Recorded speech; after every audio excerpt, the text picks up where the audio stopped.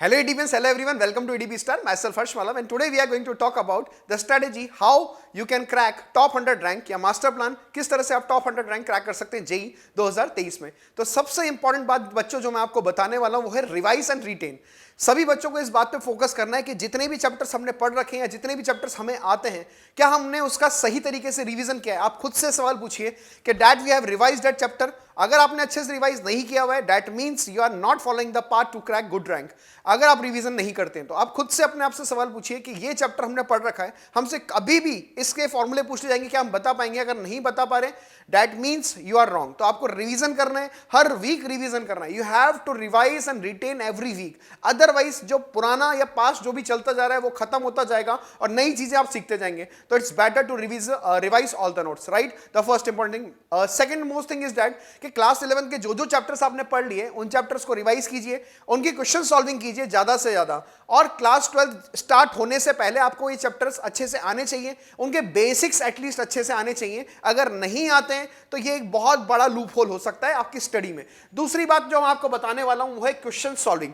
Question solving पे सबसे ज्यादा फोकस कीजिए, राइट? देखो थ्योरी तो हर इंसान पढ़ता है, थ्योरी पढ़ लेते हैं, नोट्स पढ़ लेते हैं, पर क्वेश्चन सॉल्विंग जो बच्चा करता है वो ज्यादा से ज्यादा कैपेबल होता है डिफरेंट टाइप ऑफ क्वेश्चंस को सॉल्व करने में। तो क्वेश्चन सॉल्विंग ध्यान रखिए और एक शब्द हमेशा ध्यान रखिएगा एंड दैट इज एवरीडे। आपको ये काम डेली करना है, इसमें कोई भी लूप होल नहीं होना चाहिए। You have to complete it daily. Means set the target कि I will complete 25 questions daily in maths, in chemistry and in physics. तीनों में 25 क्वेश्चंस करेंगे, यानी 75 question we will crack every day. If you are able to achieve that target, then increase your target, make them 30 questions every day in each subject. Understood?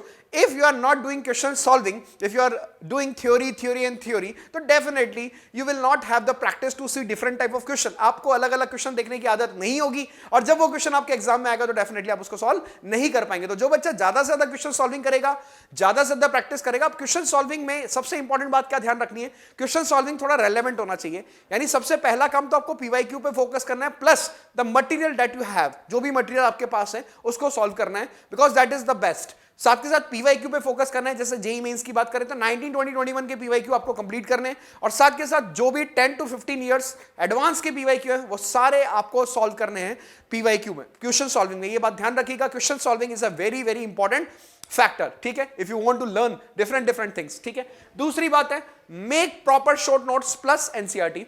आप एक proper short notes बनाइए। Proper short notes बनाने का मतलब ये है कि आप बहुत सारे नोट्स बनाए आपने, बहुत सारे रजिस्टर आपके पास। डेली ये जो शॉर्ट नोट्स वाला है ना, ये आपको डेली करना है। जैसे आपके पास कोई भी डायरी है, कॉपी है, तो आप डेली जो भी फॉर्मूला आपने सीखा या जो भी चीज आपने डेली सीखी उसको अपनी नोट्स कॉपी में लिख दिया शॉर्ट नोट्स की तरह कि this is the formula that we have revised and, या जो भी हमने फॉर्मूला पढ़ा है उसको हमने एक शॉर्ट डायरी में लिख दिया। उसके बाद एवरी संडे हमने उसको रिवाइज कर लिया। तो डेली आपको शॉर्ट नोट्स बनाने। इट्स नॉट लाइक दैट कि एक महीना पढ़ लिया उसके बाद शॉर्ट नोट्स बनाने, that is not the perfect plan to make short notes. Daily जो बातें आपने पढ़ी उसको रिवीजन के तौर पे आप शॉर्ट नोट्स में लिखिए, अपनी डायरी में नोट कीजिए, ताकि आपको याद भी हो जाएगी और साथ के साथ एक प्रॉपर शॉर्ट नोट्स भी आपके रेडी हो जाएंगे। प्लस एनसीईआरटी, एनसीईआरटी में काफी कुछ अच्छी बातें लिखी हुई है। जैसे कि अगर हम बात करें केमिस्ट्री के तो there are lot of things which are present in NCERT. तो एनसीईआरटी भी आप अच्छे से पढ़िए और वहां से भी जो शॉर्ट नोट्स बन सकते हैं या जो अच्छी बातें आप सीखे वहां से, वो भी आपको अपने शॉर्ट नोट्स में मेंशन करनी है। ये बात ध्यान रखिएगा।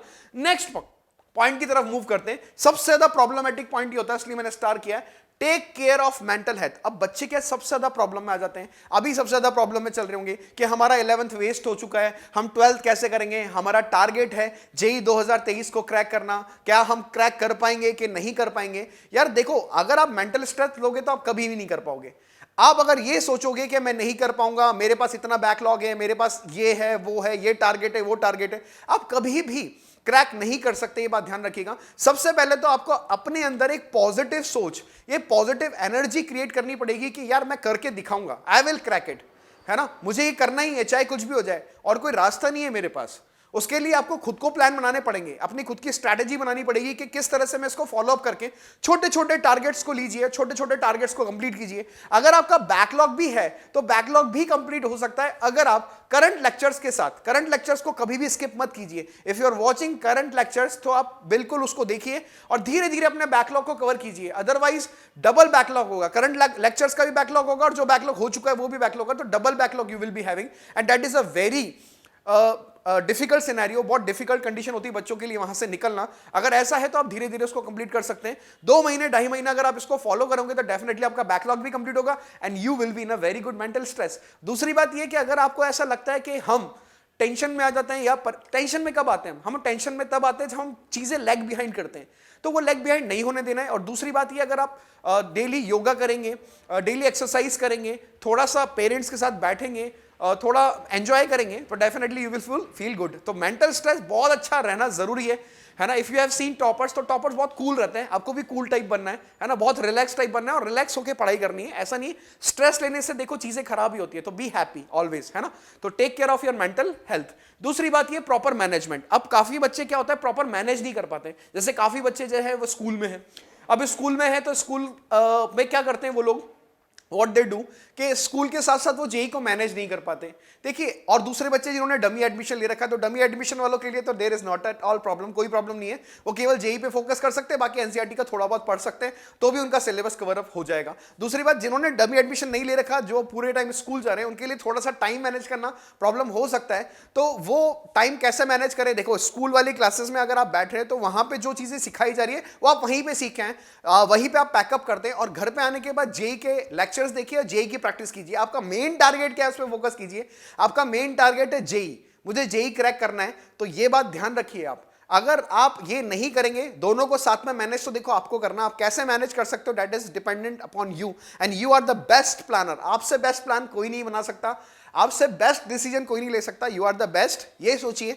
और इस तरह का कुछ प्लान बनाइए कि जिससे दोनों का रास्ता निकल के आ सके, ठीक है। तो टाइम का मैनेजमेंट करना बहुत जरूरी है। देखिए, time is not the main thing, it is the only thing. अब आपके पास समय इतना है कि अगर आप अभी से स्टार्ट कर दे सही तैयारी करना, इंस्पाइट ऑफ 11th आपका वेस्ट भी हो गया, खराब भी हो गया, और अभी से आप ये सोच ले कि यार मैं कर सकता हूं, जेई 2023 को मैं क्रैक कर सकता हूं एक अच्छी रैंक के साथ, तो आपको कुछ ऐसे डिसीजंस लेने पड़ेंगे जिससे आप डेफिनेटली टॉप 100 रैंक के साथ क्रैक कर सकता है। उसके लिए आप हो सकता है कि एक प्लान कोर्स की तरफ जाएं, है ना, या हो सकता है कि आप जहां कोचिंग में पढ़ रहे हैं उसको अच्छे से आप मैनेज करना स्टार्ट कर दें। तो प्लान कोर्स की अगर मैं बात करूं, तो जो भी बच्चे अगर ये सोच रहे हैं क्या हम अभी भी कर सकते हैं, तो टीम एटीपी स्टार का एक बहुत ही शानदार बैच चल रहा है, दैट इज ग्लैडिएटर बैच। तो जो भी बच्चे ग्लैडिएटर बैच को ज्वाइन करना चाहते हैं फॉर जेई 2023, वो गूगल फॉर्म दिया हुआ है डिस्क्रिप्शन में, जरूर फिल करें, क्योंकि अभी भी आपने अगर डिसाइड नहीं किया तो फिर समय निकलता जाएगा और आप नहीं कर पाएंगे, सारी चीजें पीछे होती जाएगी।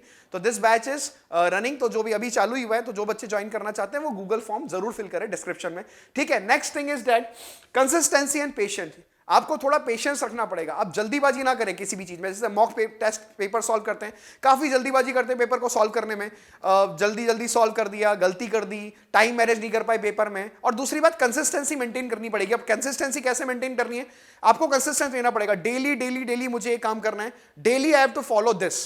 अपना टाइम टेबल खुद बनाइए, क्योंकि आपसे बेस्ट टाइम टेबल आपका कोई नहीं बना सकता। आप अपना खुद का टाइम टेबल सेट कीजिए और डेली कंसिस्टेंट रहिए कि मुझे इतना पढ़ाई करना है, 8 hours 9 hours I have to study daily. अगर आप एटलीस्ट इतना भी नहीं पढ़ेंगे तो इस सपने को भूल जाइए कि ये सपना आप पूरा कर पाएंगे। This is a very difficult task, आपको कंसिस्टेंट होना बहुत ज्यादा जरूरी है, तो बी कंसिस्टेंट। और लास्ट में बस मैं आपको एक बात कहना चाहूंगा, उन बच्चों के लिए मोटिवेट करना चाहूंगा जो बच्चे ये सोच रहे हैं कि यार हम लाइफ में अब कुछ नहीं कर सकते, हम जेई क्रैक नहीं कर सकते, हम एक अच्छी रैंक नहीं ला सकते, है ना। तो मैंने आपको बता ही दिया, गूगल फॉर्म है डिस्क्रिप्शन में, फिल कर दीजिएगा ग्लैडिएटर बैच के लिए। और साथ के साथ मैं कहना चाहूंगा एक मोटिवेशन बात, कि वर्क अंटिल, यानी तब तक काम करो, you no longer have to introduce yourself, कि आपको अपनी पहचान बताने की जरूरत ना पड़े, तब तक आप काम कीजिए, तब तक आप मेहनत कीजिए, and definitely you will crack JEE with a very good rank.